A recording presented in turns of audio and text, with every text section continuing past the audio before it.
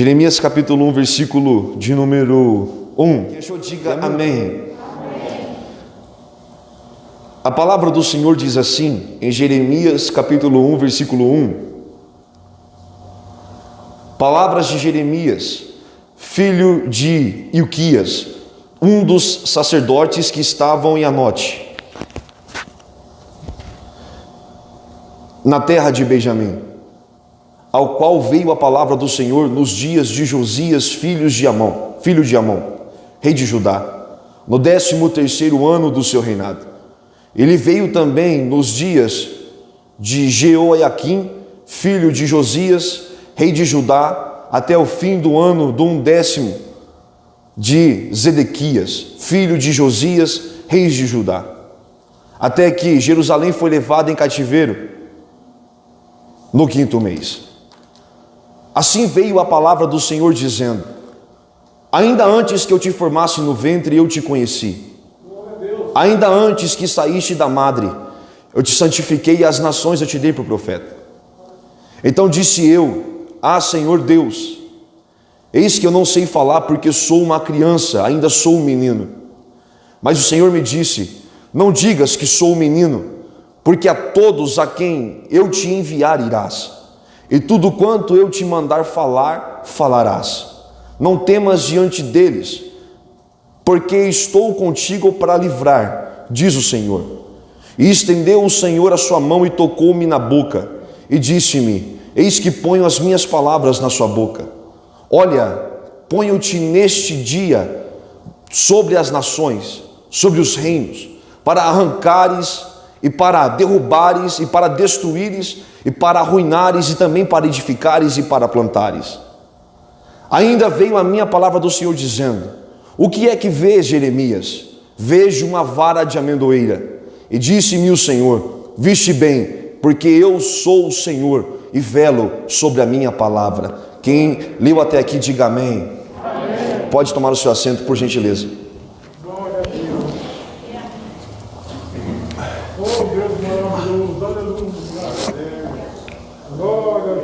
Existem alguns textos que têm na nossa vida um grau significativo e de muita importância, que são inestimáveis. Eu me lembro que, desde menino, eu tinha o costume de fazer visitas com o meu pai na rua, e a gente tinha o nosso grupo de pessoas, e eu era o mais novo deles. E desde pequeno eu pregava nas casas, falava de pessoas, às vezes pregava para apenas um indivíduo. Você que já me ouviu pregar muitas vezes sabe do que eu estou falando, e já disse para vocês algumas vezes: na mentalidade de Deus e na mente de Deus não existe nenhuma diferença em nenhum nível de quem prega para centenas de milhares de pessoas e para quem prega somente para uma pessoa. Pregador não se faz pela multidão que ele toca com a sua palavra, mas quando um homem se arrepende dos seus pecados através da palavra de Deus. Textos que mexem com o nosso coração. Eu me desenvolvi, cresci, e chegou um tempo que eu já contei para os irmãos que eu fiquei um pouco parado. Só que aconteceu um problema. Minha mãe tinha acometido aquela doença grave, que vocês já sabem da história. Eu me lembro que eu peguei e, começando a voltar para a igreja e cumprindo aquilo que um dia eu disse que faria, eu recebi um convite que eu nunca tinha recebido antes na minha vida.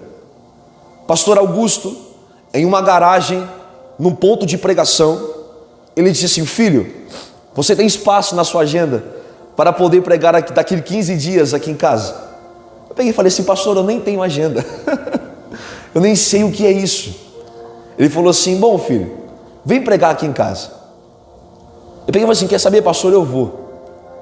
Mas sabe quando que você toma aquela atitude e fala sem pensar?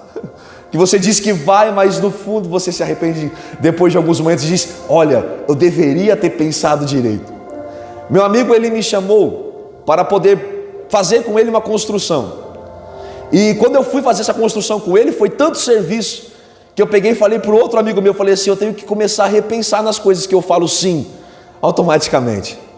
Eu me lembro que quando eu falei sim para aquele convite que eu tinha recebido, eu fui para casa e eu comecei a ler a Bíblia Sagrada loucamente, freneticamente. Lia textos atrás de textos, e parece que a Bíblia se tornou tão vasta que eu não conseguia achar um tema para conseguir pregar. Eu que não sou bobo, vi o pastor Ercílio, que é um pastor que tem na frente da minha casa, que eu amo de coração. Eu fui conversar com ele, e quando eu fui conversar com ele, parece que minha mente startou. Eu consegui ver um texto ali que eu iria pregar, e o texto que encandeceu e inflamou o meu coração era o texto de Êxodo, capítulo 14, que Deus ele tem um apogeu da sua glória manifestada, e rasga no meio o mar, e o povo passa com os seus pés a seco. Estava na véspera de conseguir pregar naquele lugar, uma garagem simples. Eram 2 horas da tarde, eu estava me arrumando para começar a pegar no ponto de pregação às 7 horas da noite. Quando deu 5:30 da tarde, eu estava tão agoniado, pastor Natanael, que eu já não conseguia mais ficar em casa. Deu 5:30 da tarde, eu peguei a minha Bíblia, um paletó azul com as botoaduras douradas. Pensa num paletó feio, irmão, mas é o que eu tinha. Peguei aquele paletó, peguei uma gravata preta que o pastor Ercílio me deu, e quando eu cheguei lá, eu bati palma. Pensa na vergonha que eu fiquei em bater palma na frente da casa daquele rapaz, 5:30 da tarde. E ele falou assim: filho? Eu falei: oi, pastor. Ele falou assim: você chegou um pouco cedo demais, você não acha? Eu peguei e falei assim: pastor, só vim comer bolo de fubá e tomar café com o senhor. Eu me lembro que eu cheguei, sentei ali, e realmente tinha bolo de fubá, porque a Kézia tinha me falado que tinha. E quando a gente ficou naquele lugar conversando, ele falou assim: filho, agora eu vou me aprontar para começar o culto lá fora. Peguei e falei assim: então, pastor, eu vou ajudar a colocar as cadeiras naquele lugar. Eu comecei a pegar aquelas cadeiras, você sabe, aquelas cadeiras de escola, aquelas cadeiras que já vêm com um lugar para você suportar o seu caderno, colocar o seu caderno ali. Aquelas cadeiras eram cerradas naquela parte.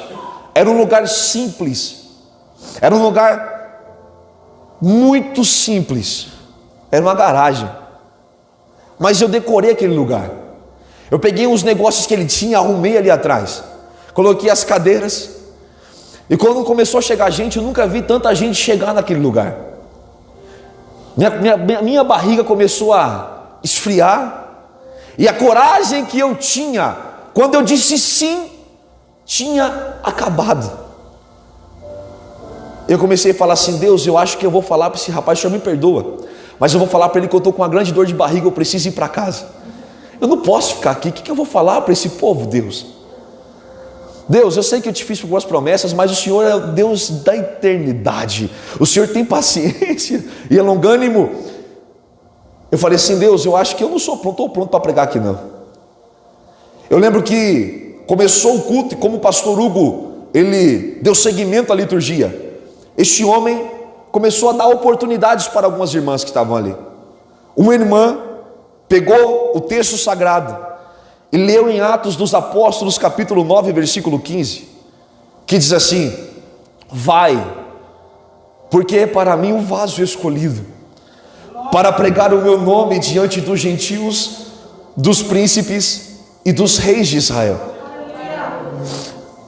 E esse homem, depois que ele deu a oportunidade, e naquele frame que tem, nas intercaladas, como o pastor Hugo aqui deu alguns recados, ele pegou e falou assim: meus irmãos, eu já tenho 40 anos de ministério, e Deus revelou para mim que é daqui da minha garagem que vai sair um pregador que vai abalar esse país, que vai mudar esse bairro.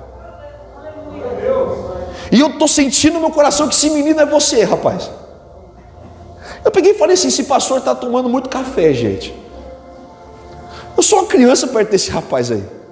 O que é que eu posso fazer perto dele, ué? Tenho 17, 18 anos de idade. Ele tem 40 anos de ministério. Eu sou uma criança perto desse rapaz.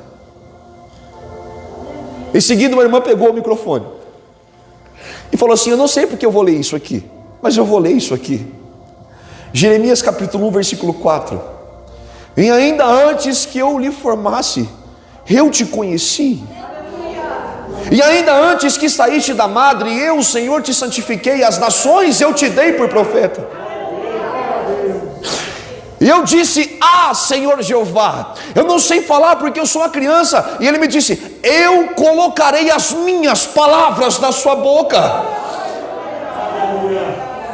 Naquele momento eu entendi que o que iria convencer alguém não era o poder da oratória que eu adquiri, não era o talento que eu tinha, mas era o poder da palavra que Cristo revelava ao meu coração. Textos que mudam a nossa vida, que têm uma influência na nossa história. Se eu perguntar a cada membro que está aqui essa noite, ele tem no seu coração um texto que impactou a sua vida, e após aquele texto nunca mais foi a mesma coisa. A Bíblia fala que em um período de destruição, em um estado, em um país, em um período de calamidade, Deus não escolhe alguém formado, Deus não escolhe alguém já com barba e cabelos brancos. Deus visita o ventre, escolhe um homem que ainda nem tinha sido formado. Você consegue identificar chamadas que são ao decorrer da história, homens e mulheres que são chamados em algum momento da sua vida para fazer alguma coisa para o reino de Deus. Mas com Jeremias foi diferente, porque ainda antes que Jeremias nascesse, havia um propósito na vida de Jeremias. Eu estou pregando para homens e mulheres aqui essa noite, que estão aqui em um ambiente caótico, porque não está nada legal aí fora, mas tem no seu coração uma convicção: eu tenho uma responsabilidade em uma chamada. Aproveitando que está distante, olhe para o seu irmão e diga: você tem uma chamada. Não, mas diga com mais autoridade, convença ele, diga: você tem uma chamada. A chamada de Jeremias fez com que ele sofresse muito. Mas a Bíblia diz que o ambiente em que Israel estava sendo dividida era prisão para todo lugar. O templo estava sendo saqueado, estava tudo sendo destruído, mulheres sendo violentadas, crianças morrendo, fome, porque os recursos da cidade haviam sido extraídos naquele momento. E Deus, ele olha para o menino e diz: você vai fazer alguma coisa aqui. Eu nunca vi Deus levantar um profeta em um ambiente saudável, mas eu vi Deus instituir homens para dar saúde àqueles que estão doentes. Eu nunca vi Deus levantar profetas para pregar em uma nação convertida, mas eu já vi Deus levantar homens para ir trilhar campos que são desconhecidos. Deus, ele seleciona um menino e faz com que esse menino tenha algo diferente de todo mundo que estava ali. E esse algo diferente às vezes ele atrapalha, porque esse algo diferente às vezes é ir na contramão de todo mundo. Esse algo diferente às vezes separam você, porque esse algo diferente às vezes acarreta coisas que são negativas. Porque ter chamada de Deus muitas vezes é doloroso para quem recebeu a chamada, e para as pessoas não fazem sentido. O porquê que Deus escolheu, iluminou, abençoou essa pessoa tem que sofrer, é porque essa pessoa tem que endireitar as coisas. E quando as pessoas, esse homem endireita as coisas, essa mulher, ela realinha as coisas, às vezes a mudança faz com que haja uma rejeição, e a rejeição não vem pelas ideias, vem para quem propôs as ideias de mudança. E Jeremias, ele estava ali para revelar não os lados positivos de Israel, mas para revelar os pontos fracos de Israel. Não aonde Israel levantou, mas aonde Israel tinha caído. Não aonde Israel venceu, mas sim aonde Israel tinha perdido. Para o mundo não faz sentido, Para o mundo não faz sentido ser cristão. Não é assim que o pastor disse aqui, na empresa. Quando o senhor fala de contribuir, ninguém acredita nisso. Fala que esse negócio é besteira, rapaz. Mas ainda bem que a Bíblia diz que a mensagem da cruz ela é loucura para aqueles que perecem, mas para nós que somos salvos é o poder de Deus na terra. Para o mundo é loucura e na contramão, mas Deus está dizendo é na contramão que é o caminho certo.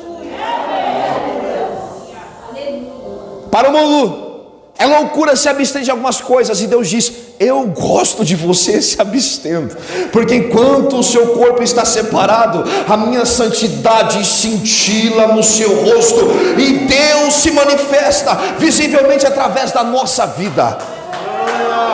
Halabacanda lavassou de covodogandahai. E Jeremias ele está instalado por Deus em um lugar que nada pode funcionar. Sabe, pastor Hugo, às vezes, se Deus levantasse alguém formado já, sabe, porque criança é muito corajosa, presbítero. Ele ia falar assim: Deus, tanto lugar para mim profetizar, o senhor vai me botar logo no meio da bagunça? Você tem aprendido às vezes por aí que o cristão tem que ser separado da bagunça. Irmão, o cristão tem que estar no meio da bagunça para poder botar ordem na bagunça. E Jeremias está profetizando em um lugar onde ele não deveria estar, porque aquele lugar tinha credibilidade para todo mundo, menos credibilidade para um profeta.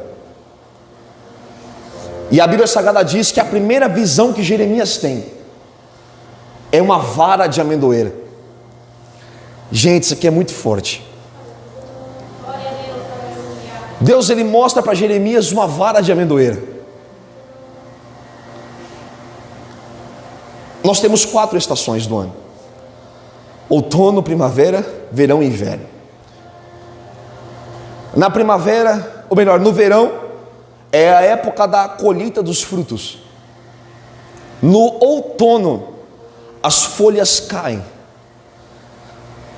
as flores murcham e caem. No inverno tudo se congela, e no inverno não há vida. Mas a primeira visão que Jeremias tem é de uma vara de amendoeira, que é a primeira árvore, a primeira vara a florescer após o inverno. Acho que você não está entendendo isso aqui ainda. Deus ele mostra para Jeremias uma vara de amendoeira. O que Deus estava dizendo para Jeremias? Jeremias, após findar o inverno, a vida aparece, Jeremias. Por trás desse cativeiro, por trás dessa diáspora, por trás dessa desolação, a vida vai voltar a acontecer.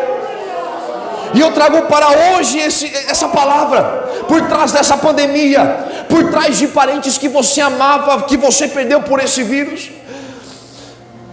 por trás de amigos próximos que você tinha, que feriram seus sentimentos quando você não conseguiu se despedir, por trás de tudo, a vara de amendoeira floresce. O deserto, a infertilidade, ela tem um fim. E eu venho como pregoeiro de Deus aqui essa noite para poder te dizer: você quer saber de uma boa nova? Após essa onda e nuvem densa de destruição, de pandemia, Deus vai fazer grandes coisas na minha e na sua vida. Ainda não acabou, ainda não é o fim, ainda não é o fim da sua história, ainda não é o findar dos seus sentimentos. Deus ele tem algo preparado após o inverno na sua vida.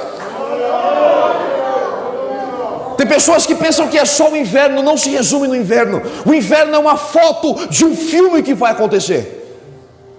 Eu estou pregando para homens e mulheres aqui essa noite que estão passando o pior inverno da sua vida, que estão sentindo uma opressão, que estão sentindo dores, que estão sentindo agonias que nunca sentiu antes. Eu estou pregando para homens e mulheres aqui que só Deus sabe como está o seu coração, porque o inverno é tão denso que te prendeu na sua casa. Sabe o que é o pior, irmãos? É que às vezes você se pergunta e diz no seu coração: esse camarada aí diz que no inverno isso vai acabar, mas ele não sabe qual é o inverno que eu estou passando. Porque o inverno é como a noite, é algo sombrio, frio. Ninguém quer passar por uma noite sozinho. Ninguém quer passar assustado. Ninguém quer passar com medo. Ninguém quer passar sob suspense. Só quem sabe como é uma noite difícil dá valor a um dia de sol. Não é à toa que o salmista disse: o choro ele dura uma noite toda. E às vezes você está passando por uma noite longa, uma noite que você olha para o relógio e as horas não se passam. Você trabalha e não vê frutos do seu trabalho sendo colhidos. Você está passando por um momento complicado. Deus, Ele sabe o seu coração. Mas como toda noite ela começa, o dia ele também nasce. Eu estou pregando para homens e mulheres aqui que estão prestes a ver o sol nascer. Aleluia. Estão prestes a ver a vara de amendoeira florir. Aleluia. Estão prestes a ver de novo a neve derreter. Estão prestes a ver de novo o calor perto do seu corpo. Eu estou pregando para homens e mulheres aqui essa noite que estão prestes a ver uma reviravolta na sua vida, porque Deus ainda é um Deus de surpresas.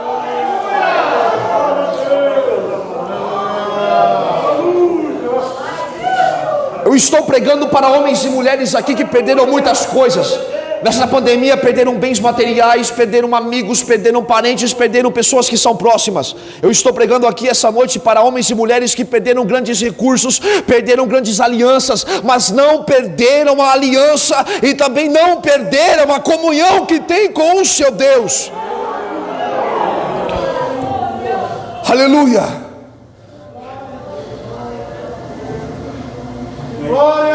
A notícia que eu trago a você aqui essa noite é: se acalma, é só um inverno. Alabacana, alabá.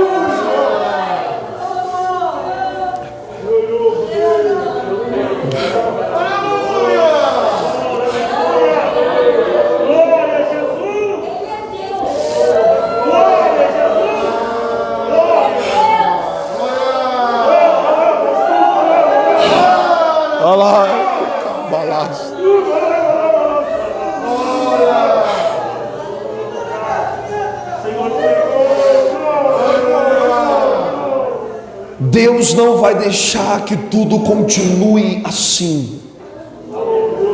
Deus não vai deixar que acabe assim. Deus não vai deixar que esse seja um ponto final.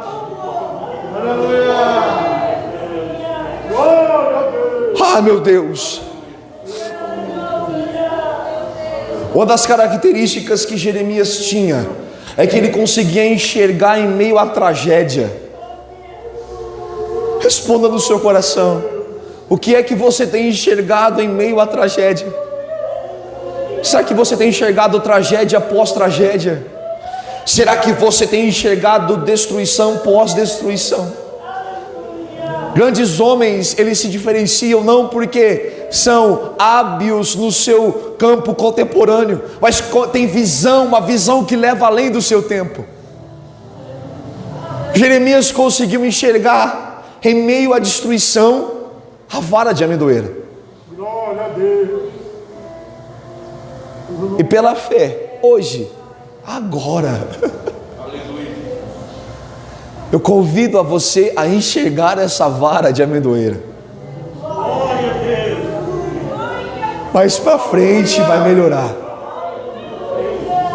mais para frente vai mudar, mais para frente vai se renovar. A esperança ainda não acabou não, gente. Tem muita coisa para viver, você viver com o seu Deus. Tem muita coisa para você sentir que você ainda não sentiu. Existem muitos lugares que você vai ir, que você ainda não foi. Você está olhando às vezes para esse lugar, você está olhando para a sua cidade, você está olhando para a sua empresa. É demissão, pós-demissão, é baixa sobre baixa. Mas Deus está dizendo a você: calma e enxerga no meio da destruição a vara de amendoeira que está florescendo na sua frente.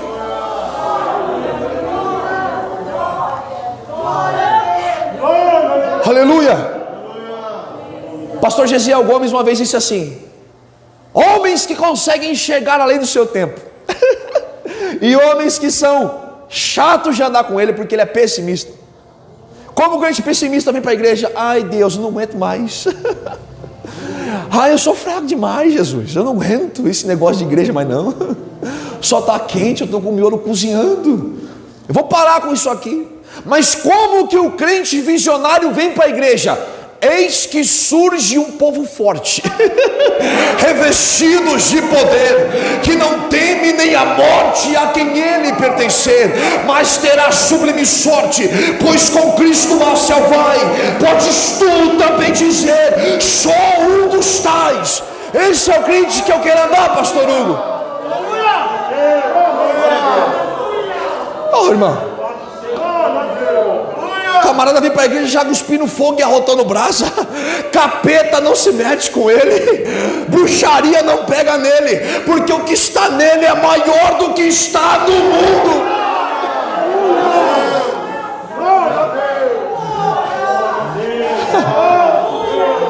Tu é um dos tais, irmão. Ah, gente, chega desse povo, gente. Deus, ele olha para o camarada e diz: tu vai morar no céu. Primeira coisa, na casa de Deus havia moradas. Jesus não foi preparar lugar. Ele disse: na casa do meu pai há muitas moradas. Se não fosse assim, eu teria dito: eu vou preparar lugar. Deus já falou: a sua casa está lá. Não vai pagar aluguel, não vai pagar luz, porque o que brilha lá é mais forte que o sol. Não vai ter noite, não vai ter cansaço. E o camarada ainda vem para a igreja ainda, todo triste, todo cabisbaixo. Oh rapaz, está na hora de você ver além do tempo e enxergar que o céu é maior do que tudo que você viu. Aleluia. Ah, gente, entenda isso, pelo amor de Deus. Uma guerra estourou, e essa guerra, quando estourou, a Bíblia Sagrada diz que foi um menino levar pães, grãos e leite para os seus irmãos no campo de batalha. Ele era nada mais do que um Uber Eats hoje em dia. Colocou, Kleber, leite, cereais, pães e foi levar no meio da guerra para os seus irmãos. Só que Deus é tão bom que Deus deu força para esse menino. E quando ele chegou na guerra, exatamente quando ele chegou ali, imagino que ele falou para os seus irmãos: Eliabe, eu vou tirar um pouco o sapato para me dar uma descansada, porque a viagem foi um pouco longa.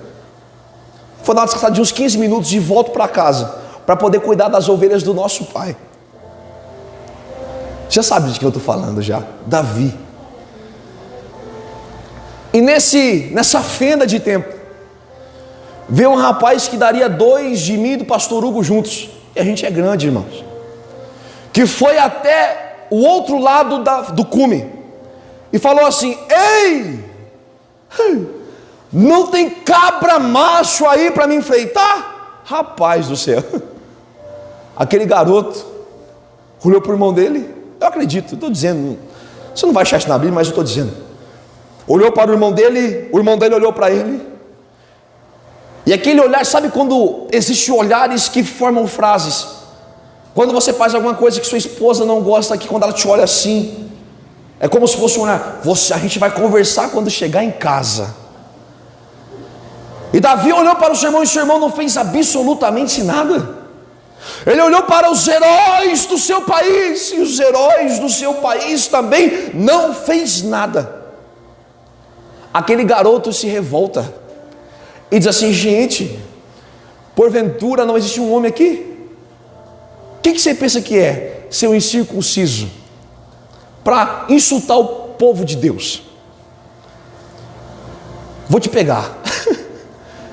Ele pega o seu cajado, ele pega a sua funda e o seu alforje, ele coloca algumas pedras ali.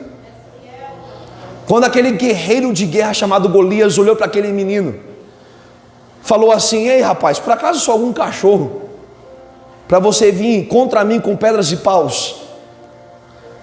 Só que Davi não estava vendo ali pedras e paus. Ele sabia que quem estava por trás daquelas pedras era o Deus que nunca perdeu uma batalha, e naquele dia não iria abrir uma exceção. Ele disse: eu não vou contra você com pedras de paus não, filho. Eu vou no nome do Senhor que fez os céus e a terra. Sabe qual é o problema de muitas pessoas? Que eles estão simplesmente guerreando por guerrear, e não tem ainda a certeza que as armas que Deus colocou na sua mão são letais quando usadas por você. Tem pessoas que olham para a arma do irmão e dizem: essa é uma arma muito boa, e olha para a sua arma e diz: essa é uma arma muito ruim.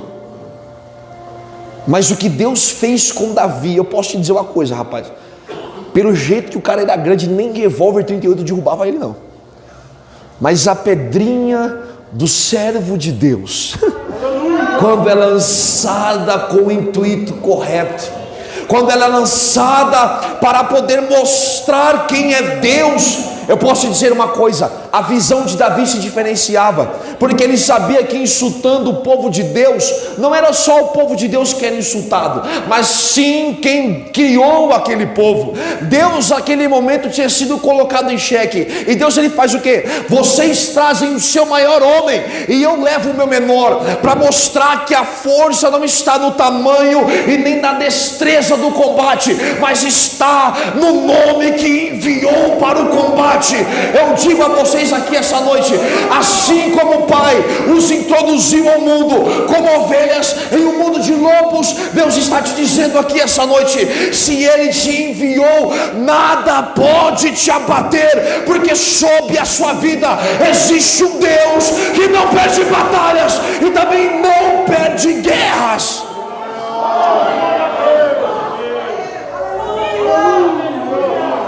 Você pode dar uma glória a Deus por essa palavra? Você pode dar uma aleluia por essa palavra? Eu estou pregando para homens e mulheres aqui que estão no meio do combate e estão dizendo: Deus, e agora? E Deus está dizendo: marcha, guerreia, porque a vitória é minha. Aleluia.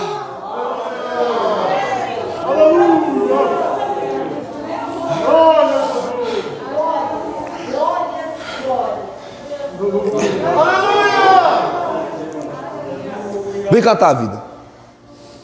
Eu quero orar por você aqui essa noite, para você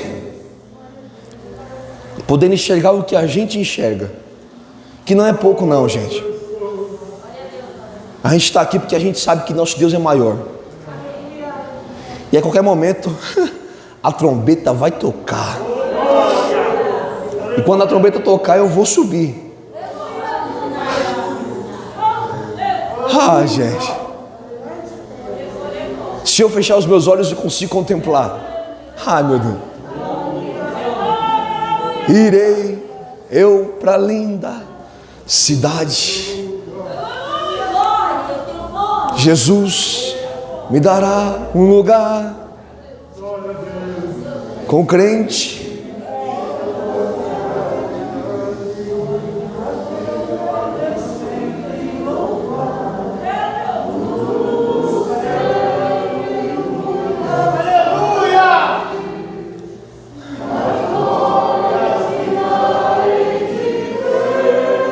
Aleluia!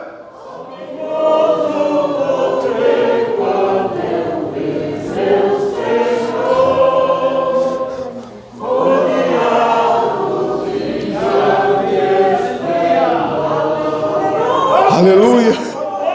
Sabe, gente, eu vou pescar pelo menos uns 5 séculos com Jesus no rio da vida. Eu vou ficar com ele naquela mesa lá. E quando eu subir para meu Deus e ver, meu Deus, vou falar assim: Deus, eu passei por tudo aquilo, só que, sabe, no meu coração tinha uma certeza inabalável, que nunca fez com que eu duvidasse que o Senhor é Deus. Valeu a pena sofrer, valeu a pena ser perseguido, porque hoje eu estou sentindo coisas que ninguém sente.